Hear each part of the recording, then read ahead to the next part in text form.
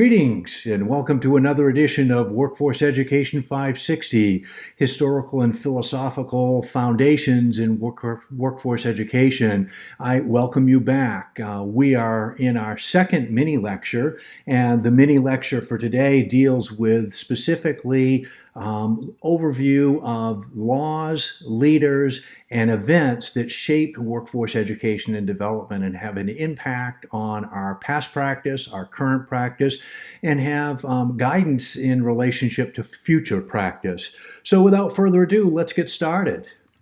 When we think about the historical aspects of workforce education, it would be remiss in looking at the system of workforce education as it currently exists in the American system to dismiss the European influence.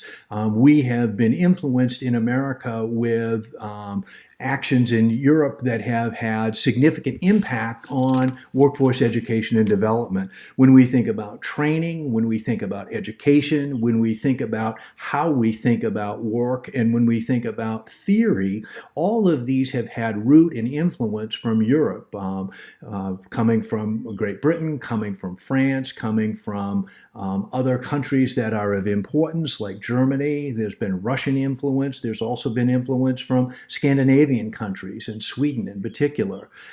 Additionally, we need to talk about the apprenticeship program in America because apprenticeship has had long history in American development of workforce development. It's been interesting to see how we have evolved with the apprenticeship program from indentured servants and taking a look at the Master Guild program all the way through to the current registered apprenticeship. We'll talk more about apprenticeship in America, but it's been an interesting development over time, particularly apprenticeships as they've interfaced with the educational system. Again, apprenticeships are alive and well. They continue to make resurgence.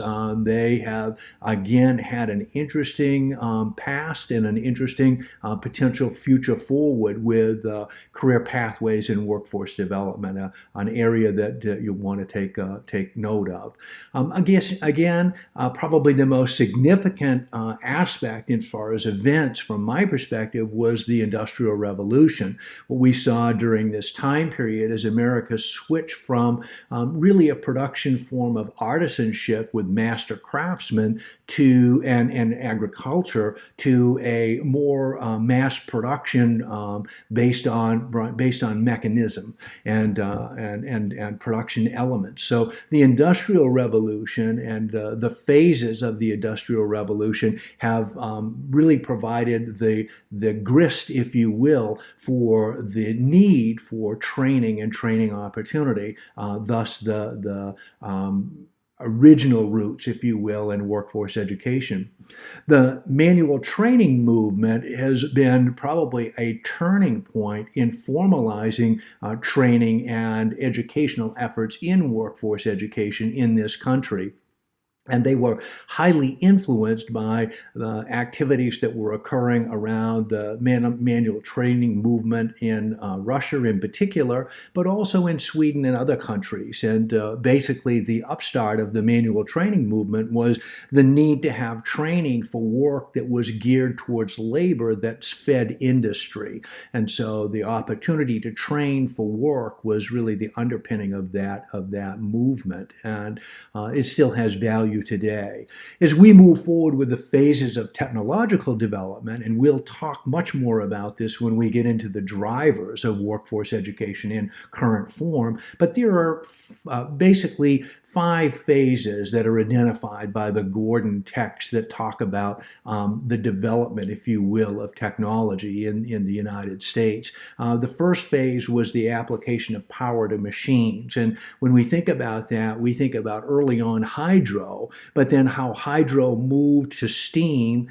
Steam was involved with coal, and then how we looked at gas and how we looked at electrical. So power to machines was a critical first phase in technological development. The second phase was really the introduction of mass production. And we think about the introduction of mass production, what we saw was a movement to manufacturing for on-demand products that were in need in American society and also business and industry. And this occurred in the mid-1800s. The third phase of significance was the influence of automation. And this is probably best identified by the mass production and the assembly lines that were put into play by Henry Ford in the auto industry in the manufacturing of the Model T. Automation, mass production really became the impetus, if you will, for providing goods and services to the masses in a fast and efficient manner. A fourth phase of technology development was the time period of miniaturization. And miniaturization is really best captured by the 60s and the 70s. And in that time period, what we saw was the movement from tube, for example, in the radio industry, from tube-based radios to transistor radios. And so radios in the 40s and 50s were extremely large and had tubes that were the primary mechanism for their working structure. And moving to transistors allowed us to significantly miniaturize. The same thing with the plastics and components and conductors. We looked at issues in the auto industry with moving to electronics in the ignition systems and such with the auto industry. So the miniaturization time period is best noted in the 60s and 70s. And then a fifth and final phase is the global network, or the technological explosion. And literally we saw the technological explosion evolving through the 80s, but it really took off with the onset of computers and the issues of computers and code and the such, and we've moved into the phase of iPhones and all of that. Again, areas of significant historical aspect in the development of workforce education and what workforce education and what training in business and industry look like based on the needs of the workforce and the economy.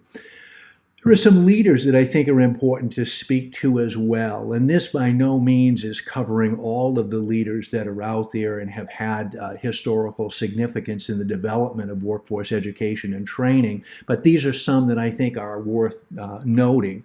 We look at Justin Morrill. He was a Vermont senator. He was the key architect and author and legislator that pushed at the federal level movement towards the land-grant college system.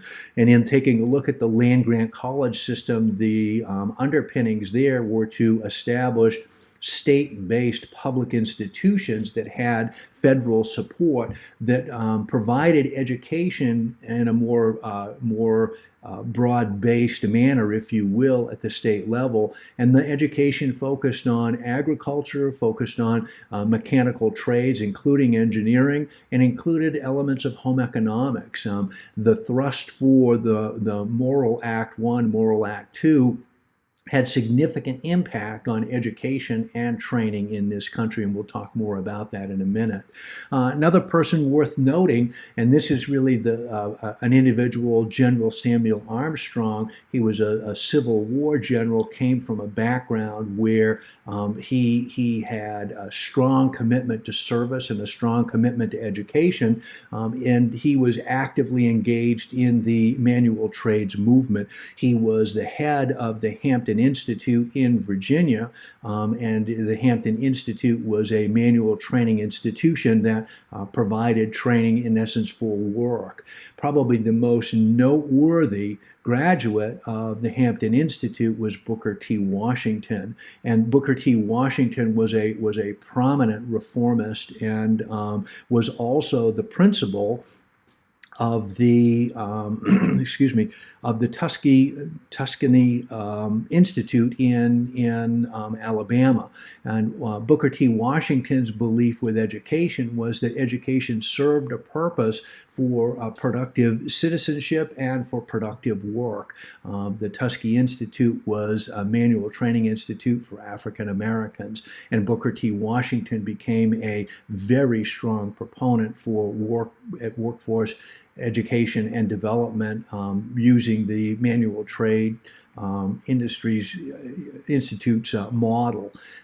Additionally, W.E.B. Du Bois, who was a PhD doctoral candidate from Harvard, also at this time period had a significant impact on taking a look at education and work in relationship to American society. And Du Bois was the founder of the NAACP, and his belief with education is that it should be more traditional and academic education as America had typically known. And his belief system was that this kind of education would provide equal access and equity and opportunity. He was an early on supporter of the civil rights movement and felt that African Americans should have equal access and equal opportunity in America. Different educational views, and so Washington and Du Bois represented obviously championing education as a source of opportunity, but they had differing views of what education would look like. Their conversations we'll talk more about, but they're interesting because they parallel other conversations that occurred in the educational system as we looked at actually implementing vocational education as part of the American educational curriculum in the early 1900s.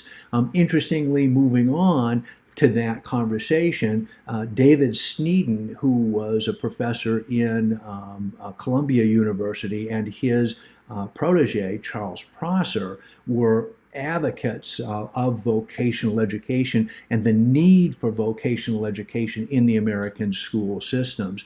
Sneeden moved on to becoming the superintendent of the Massachusetts schools and educational system, and was an outspoken proponent of looking at vocational education as a means of educating youth in America to then be ready with occupational skills to go to work.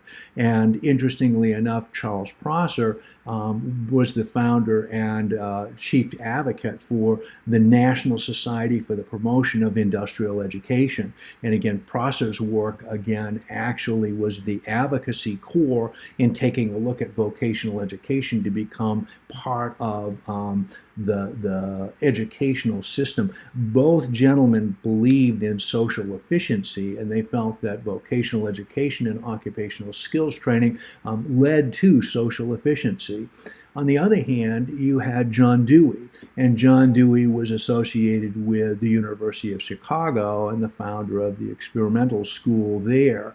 And Dewey's work was basically, again, a broad-based approach to learning, providing experiential opportunities and linking learning and the aspects of more formal learning and experiential elements to occupations, where Charles Prosser and Sneeden and Booker T. Washington all felt that specific occupational training was the way to link education and work tied to the economy and broader American society. Du Bois and Dewey felt that there was a broader reach in looking at a more formalized, traditional, experiential, and academic realm of education, and then linking those elements to occupational development. The debate still continues today, well after 100 years or so, in taking a look at what is workforce education. Is it occupationally specific, or is it more broad-based, leading towards career pathways in college and career readiness? And I think we'll talk more about that, but I believe that it's both, and we will talk more about that. Hoke Smith and Dudley Hughes were legislators at the federal level from the state of Georgia. Smith was a senator, Hughes was a representative, and these gentlemen championed the Smith-Hughes Act. And the Smith-Hughes Act was passed in 1917, where we actually introduced in American public education vocational education as an occupationally specific program design. This was the first time in looking at a variety of different elements that we'll talk about, none of the least as being looking at the industrialization of America, the urbanization of America, and the need need for a trained and skilled workforce. The Smith-Hughes Act in 1917 put into motion in the American public schools vocational education. From that, Carl D. Perkins has been a longtime champion of vocational education. He was a House of Representatives member from the Commonwealth of Kentucky. The subsequent Vocational Education Act was named the Carl D. Perkins Act in 1994. There were 5 subsequent reauthorizations of that legislation. We'll talk more about it, but as you can see, there have been champions of workforce development, champions of career and technical education, vocational education throughout history. Additionally, akin to this is my recognition of John F. Kennedy. The Kennedy administration early on was anxious to see federal legislation include vocational training, and the legislation that Kennedy championed included disability services in research for skills development and program development in vocational education. Lyndon Baines Johnson also, when he became president after Kennedy's assassination, he was the president that actually signed the Vocational Education Act of 1963, which was a strong proponent bill for vocational education. But both of these presidents had a significant footprint in as historical leaders in championing workforce education and development. And last was Major Dennis Mobley. Mobley was the executive director of the American Vocational Association. The American Vocational Association, now known as the Association for Career and Technical Education, was the professional organization that supported vocational education in American schools and also in the post-secondary level. And so Mobley had several years of commitment, of strong leadership at AVA in promoting vocational education in this country. We think about some key pieces of legislation, and again, there are a variety of bills and legislation that have been passed. I just want to hit some of the highlights that I think are important. We've already talked a little bit about this in the Morrill Act, but the first Morrill Act was passed in 1862, and this established the land grant institutions in this country. The law was signed by President Lincoln in the throes of the Civil War, which showed a national commitment to developing land grant programs and the university systems across this country, public institutions. The second Morrill Act was passed in 1890, and this piece of legislation specifically provided and afforded the same kinds of supports with the land grant system, but for African Americans. And so the land grant was instrumental in providing institutions and opportunities that were designed to support advanced education and learning for the African American community. Many of the colleges that were A&Ms, if you will, were colleges that were designed and developed for this purpose. Third piece of legislation was the Tribal College Act of 1994, and again, this was an act that was championed by the American Indian Higher Education Consortium in looking at educational opportunities for Native Americans. And so this act, again, provided in American society an opportunity for federally supported education college programming. These 3 pieces of legislation shape, by and large, the higher ed processes and the institutions that provide services and supports for a variety of Americans in a variety of contexts. And all 3 of these acts have noteworthy institutions that provide excellent higher ed opportunities for all Americans. The Smith-Laver Agricultural Extension Act of 1914 was passed, and the Smith-Laver Act, I think, is an important act because it was a precursor in supporting extension agricultural education and home economics to rural America.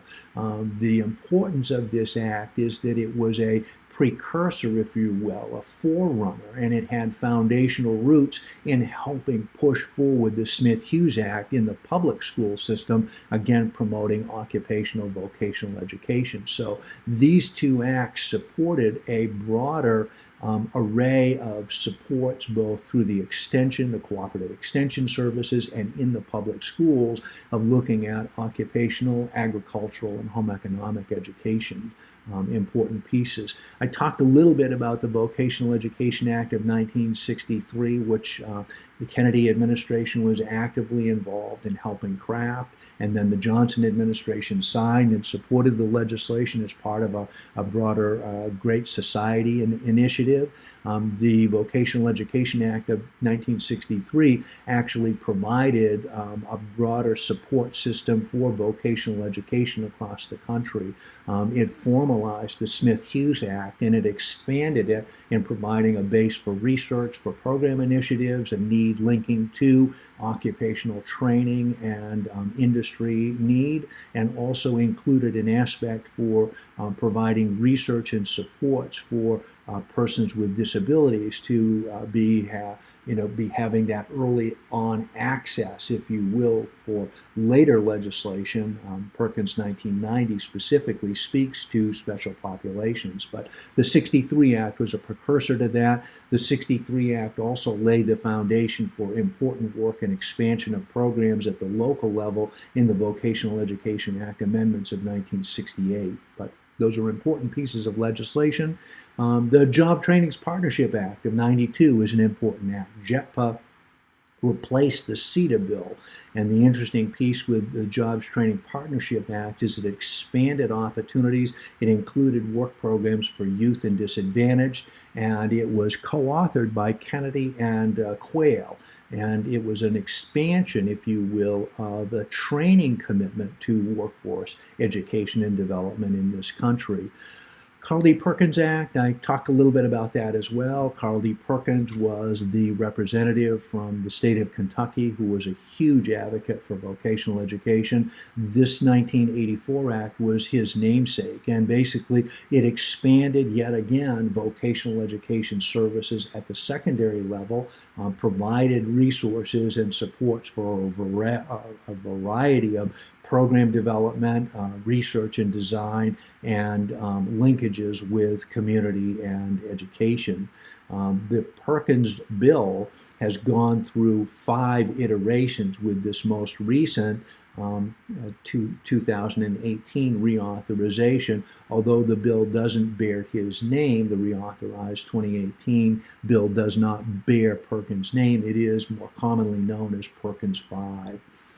We tie that to more recent legislation. I think it's important to mention the Every Student Succeeds Act of 2015. This piece of legislation replaced No Child Left Behind, and I think the important piece here is that in the Every Student Succeeds Act, we've seen a shift back to states in developing their curriculum, their standards, their accountability measures, and also a support for a strong, well-rounded education for every student in Every Student Succeeds Act, and specific language that allows states to develop their own college and career readiness plans. And of that, looking at college and career readiness, certainly vocational education, now known as career and technical education, plays an important part and an important role, along with the aspect of developing career pathways. So the Every Student Succeeds Act is an important act in the sense that it continues a commitment toward, in the public school system, a commitment towards workforce development. The last act that is listed here is the Workforce Innovation and Opportunity Act of 2014. WIOA, as it's known, is an act that provides training and supports at a multitude of levels. It expands the one-stop services that are out there. It also provides research activity, and it puts in a high priority at the local level industry areas and jobs that are in high demand, both from a skills perspective and from a labor market needs perspective.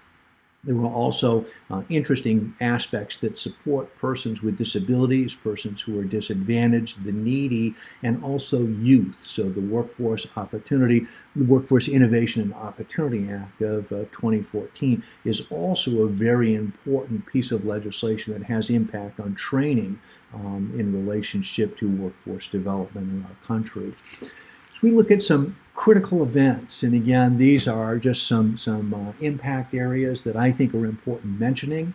When we think about the activities that center around war, and the issue here is that the activities that occur in war have had an impact in relationship to workforce development, education, and training initiatives that were the outgrowth of results of war.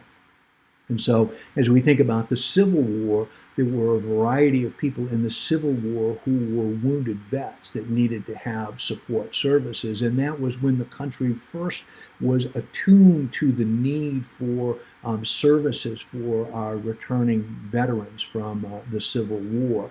This was especially true in World War I, where we had a variety of people coming back after World War I, and an identified need that the government needed to provide supports and retraining, and also opportunities for returning vets to assimilate back into the world of work and American society. The same issues occurred in World War II in a much grander scale, and in World War II we saw the GI Bill being passed, and the GI Bill was important in that it provided supports for returning veterans to be retrained and re-enter the workforce. And there were actual dollars for retraining initiatives that included college and post-secondary kinds of training opportunities, also those in business and industry. The Korean War and the Vietnam War also provided supports in relationship to re-entry. And so the activities of war have had a significant impact and positive impact on programs, opportunities, training initiatives, and college activities that can support those folks who were coming back as veterans. So these all were important events, if you will, that added credence to workforce education and its support, its need, and its value in American society. I've included Sputnik here, and Sputnik was the launch of the Russian cosmonaut in 1957. The issue with Sputnik is that it was a capstone of the space race, and it really was the tipping point for the United States to be looking at math and science and pushing forward with engineering so that we could be a leader in the space race. And in that initiative, we saw a shift in relationship to school and education. We saw a recommitment to training initiatives and activities in business and industry. And we saw an ushering in of a new wave, if you will, of technology. So I think the Sputnik initiative as an event was very important in championing additional workforce development, taking a look at technology, specifically having it be math, science, and engineering oriented. That later led to initiatives within the public school system and beyond to be looking at tech prep programs. These initiatives in tech prep occurred in vocational education in the 1990s. And in essence, these were partnership activities looking at in-demand jobs in the sciences and in technology. And they were partnership activities between two-year vocational, technical, career and technical centers and post-secondary institutions to have partnership programs and programs that were geared towards tech prep. From there, we've moved into the STEM initiative. There has been a thrust in education for the last probably 15 or so years at looking at STEM education and providing a host of program supports to encourage STEM education and the development of skill sets leading to post-secondary and occupational training in the STEM areas, dealing with science, technology, engineering, and mathematics. And again, we see this continued thrust in this area that is an outgrowth of the Sputnik initiatives back in the late 50s and early 60s. We now see a shift from STEM to STEAM, and STEM to STEAM just simply means that we still are looking at sciences, technology, engineering, and mathematics, but we're including an A, and the A is for the arts. And so the STEM to STEAM movement is just broadening that array and looking at technical applications and innovations within the arts as well. The other thing that I think is important here is to take a look in our text. The Gordon text does a really nice job of talking extensively about study panels. And study panels originate as government, or in some cases you see study groups that evolve from think tanks or study groups that evolve from industry. But study panels and the like have been very influential in looking at critical issues, areas of need, being forward thinking as well. Study panels have had a significant impact on how career and technical education is offered and delivered from a policy perspective. It also has had significant implications on how ODT, ODC, and HRD are associated, linked, and aligned in business and industry. And so I think the study panels as a precursor to providing additional information for policy-based issues has had an impact in workforce education and development as well. Impact issues that I think are important, and again, by no means are these all the impact issues that are out there, but I think the historical role of women, as it is both identified in the Gordon text and in the Gray and Her text, and as we look at the contextual reading, has had a significant impact. The historical role of women and the importance of home economics dating back to the 1880s and moving forward.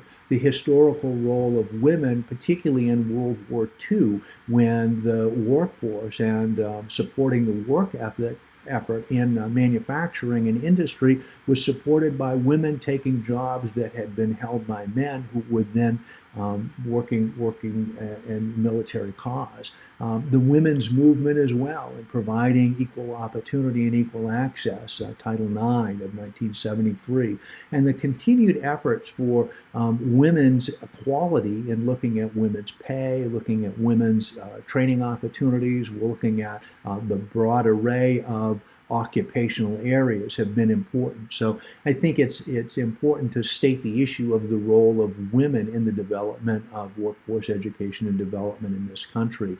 I think also looking at special needs and special populations groups are very important. We've seen a significant commitment in American society to providing for special populations and making sure that we do have equal access and equal opportunity through programs and services that align with workforce education and development.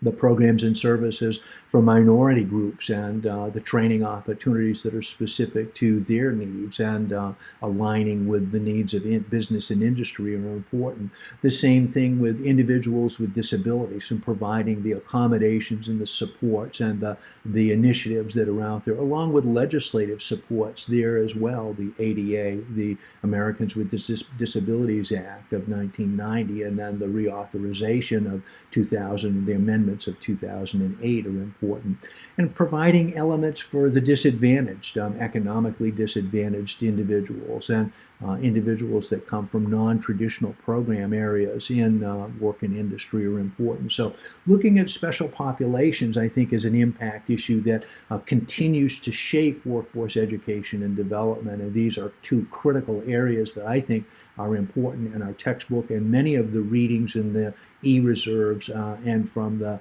assigned readings in the syllabus speak to these groups and speak to the supports that workforce education has provided and the benefits that are inherent in those programs and supports.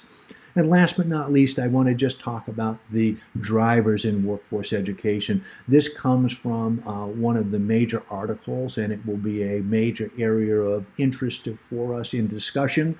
We have a couple of assignments that are centralized around these drivers in workforce education, but the Jacobs and Hawley article speaks to the fact that Globalization, technology, the new economy, political change, and demographic shift have all had a significant impact on how workforce education and development programs and services and policy and practice originate in today's workforce education programs and how they will continue to impact program development in the future. As we see a globalization, clearly we are functioning in a globalized, interdependent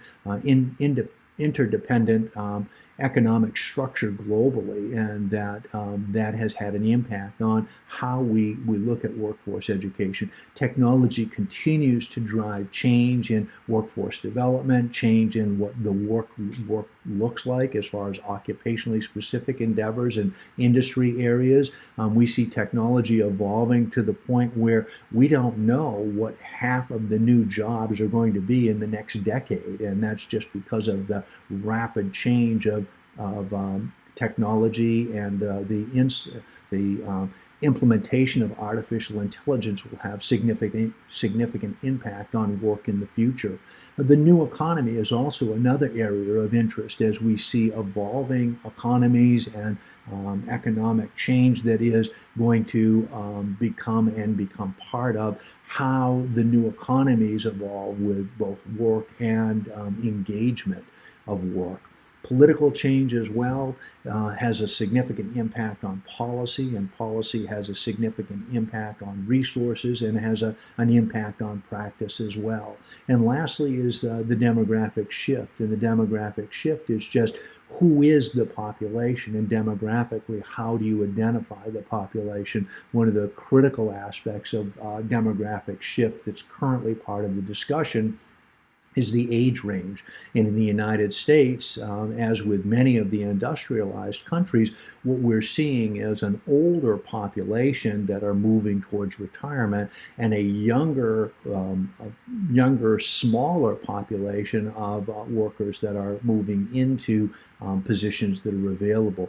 That's not true necessarily, that dynamic of an older population being larger than a younger population in the developing countries. So there's some interesting information around demographic shift, certainly implications and applications for the United States economy, but also world implications. And I know that the UN has been working on this, and we'll talk more about that. But these are some issues that have impact on workforce education and development. The drivers are of specific interest. I would welcome the opportunity for continued conversation with you. We will do that in class sessions, and also I encourage you to do the deeper dive on all of this, and looking at leaders, looking at legislation, looking at events, and looking at drivers in workforce education and development. Having said that, I look forward to continuing the conversation with you, and thank you